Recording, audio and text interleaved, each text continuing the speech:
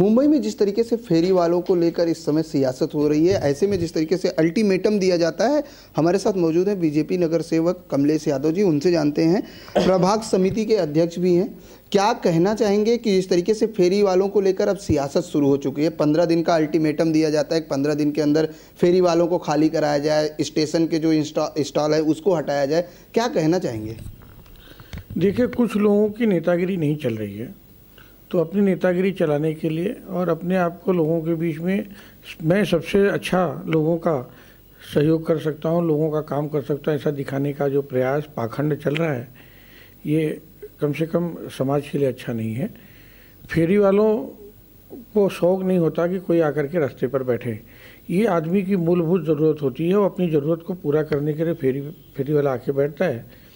प्रशासन और फेरी वाले दोनों को चाहिए कि लोगों को तकलीफ़ नहीं हो, लोगों की समस्या जो है वो बगैर समस्या के वो धंधा करें। तो कहीं ना कहीं जो ऐसे लोग खड़े होते हैं वो लोग खड़े नहीं होंगे। आने वाले दिनों में भारतीय जनता पार्टी सक्षम है, जो भी फेरी वालों के हित में, जो फेरी वालों के लिए, फेरी वालों को बगैर तकलीफ़ दिए, बगैर नागरिकों को तकलीफ़ दिए, जो भी उनका समाधान हो सकता है वो करने का प्रयास करेंगे।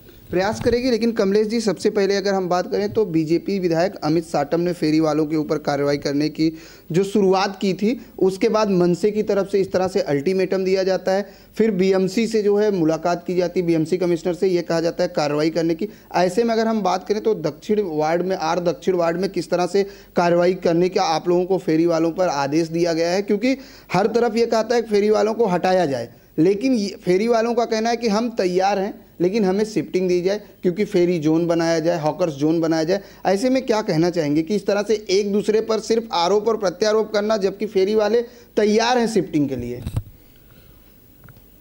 भारतीय जनता पार्टी की भूमिका स्पष्ट है। किसी को भी बगैर परेशान किए, चाहे वो नागरिक हो चाहे फेरी वाला हो, उसका काम करके देंगे। जो पारला की समस्या थी, पारला के जो विधायक जी हैं, पारला की समस्या नागरिकों की समस्या थी, उस समस्या का किस तरह से समाधान हो, उन्होंने उसको करने का प्रयास किया था। तो ये बहुत सारी चीज़ें ऐसी हैं कि स्वतः और उस परिसर से जुड़ी होती हैं। वहाँ की मूलभूत समस्या, वहाँ की मूलभूत लोगों की ज़रूरत, उस समस्या का समाधान, तो वहाँ का जो जनप्रतिनिधि है उसको जिस तरह से लोग रिस्पांस दे रहे हैं, उससे लगता है कि वहाँ की जो जिस समस्या का उन्होंने उठाया है वो समस्या ही गंभीर थी। फिर भी उसका रास्ता महानगर पालिका के माध्यम से जो भी उचित होगा वो निकालने का प्रयास कर रहे हैं। और जहाँ तक आर साउथ की बात है, तो प्रशासन को और फेरी वालों को लेकर के जो भी अच्छा हो सकेगा, किसी के साथ अन्याय नहीं हो, रास्ते पर जो लोग चलते हैं, जो नागरिकों का मूलभूत अधिकार है वह भी उन्हें मिले। फेरी वाले जो इतने सालों से धंधा कर रहे हैं वह भी कायदे में रह करके जहां उनको ज़रूरत हो, जैसे फुटपाथ पे बैठते हैं तो फुटपाथ की साफ़ सफाई करें, रास्ते पर आगे नहीं आए, नागरिकों को आने जाने में समस्या नहीं हो, इन सारी बातों का ध्यान रखें। तो महानगर पालिका, देखिए महानगर पालिका भी किसी को परेशान नहीं करना चाहती, लेकिन जब नागरिक परेशान हो जाते हैं, नागरिकों की समस्याएं महानगर पालिका के पास आती है, तो कहीं ना कहीं से उसका समाधान करने का प्रयास करते हैं। और महानगर पालिका में जब तक हम बैठे हैं किसी के साथ अन्याय नहीं होगा, इतना भरोसा दे सकते हैं। किसी के साथ अन्याय नहीं होगा। इन 24 न्यूज़ ने एक मुहिम चलाई है, कहाँ गया हमारा फुटपाथ। इस फुटपाथ के इस शो के जरिए हमने मुंबई के तमाम इलाकों का जायजा लिया है, जहां पर कई जगह ऐसा देखा गया है कि नो पार्किंग का बोर्ड लगा हुआ है, उसके बावजूद भी लोग पार्किंग करते हैं। वहीं फेरी वाला धंधा लगाता है, उसके बावजूद लोगों को जो है दिक्कतें का सामना, मुंबईकर जो होते हैं उनको चलने आने जाने में दिक्कत होती है। ऐसे में आपको नहीं लगता कि प्रशासन को इस मुद्दे को लेकर आगे आना चाहिए?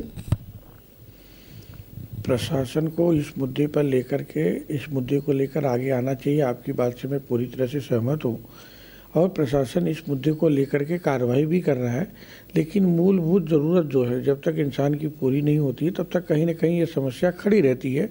महानगर पालिका प्रशासन, अभी आप देख रहे होंगे, माननीय आयुक्त जी ने गुरुवार को पूरी जोन की टीम बनाई है। जैसे भी जितने भी ऐसी जगहें हैं पूरी जोन की, or south, or north, or central के लोग इकट्ठे होकर के एक साथ धावा बोलते हैं। शाम को, रात को 10-10, 11-11, 12-12 बजे तक कार्रवाई करते हैं। तो आने वाले दिनों में ऐसी जितनी जगहें हैं जहां लोगों ने सही में अतिक्रमण किया है और फुटपाथ पे जो नागरिक आना जाना चाहिए, नागरिकों के रास्ते बाधित हुए हैं, ऐसी सारी जगह देखेंगे अतिक्रमण मुक्त करने का काम जोन 7 में बड़े ज़ोर शोर से चालू है। अतिक्रमण मुक्त करने की बात आपने कही कि जोर शोर में चालू है, लेकिन जब आखिर वजह क्या मानते हैं अब तक फेरी जो है हॉकर्स जोन क्यों नहीं बनाया गया? क्योंकि काफ़ी लंबे समय से ये विषय जो है लंबित है, कोई इस पर ध्यान नहीं देता, जबकि फेरी वाले कई बार इसके खिलाफ आवाज़ कोर्ट तक मामला गया, कोर्ट ने आदेश दिया कि हॉकर्स जोन बनाया जाए। ऐसे में क्या लगता है? देखिए, प्रशासन में बैठे हुए उच्च अधिकारी और हमारे बड़े नेताओं का काम है, आने वाले दिनों में आपकी बात हम अपने प्रशासन अपने पक्ष तक पहुंचाएंगे कि फेरी वालों की जो समस्या है और जो कोर्ट का निर्देश है और लोगों की जो ज़रूरत हो उसको किस तरह से पूरा करें और जल्द से जल्द उस प्रक्रिया को आगे बढ़ाएं, ये मैं मेरे नेताओं को कह दूँगा। चलते चलते दिवाली की शुभकामनाएँ हमारे दर्शकों को। आने वाला त्यौहार आप सभी के लिए सुखमय, समृद्धशाली और वैभवशाली हो, यही मैं भारतीय जनता पार्टी आर दक्षिण प्रभाग समिति अध्यक्ष के नाते आप सभी नगरवासियों को, सभी देशवासियों को, मुंबई वासियों को देता हूं। आने वाले साल में आप सभी लोग खूब सुख से, शांति से, अमन से, चैन से रहें और मुंबई शहर को एक उच्च शहर बनाने में, कचरा मुक्त करने में, गंदगी मुक्त करने में सहयोग दें। धन्यवाद।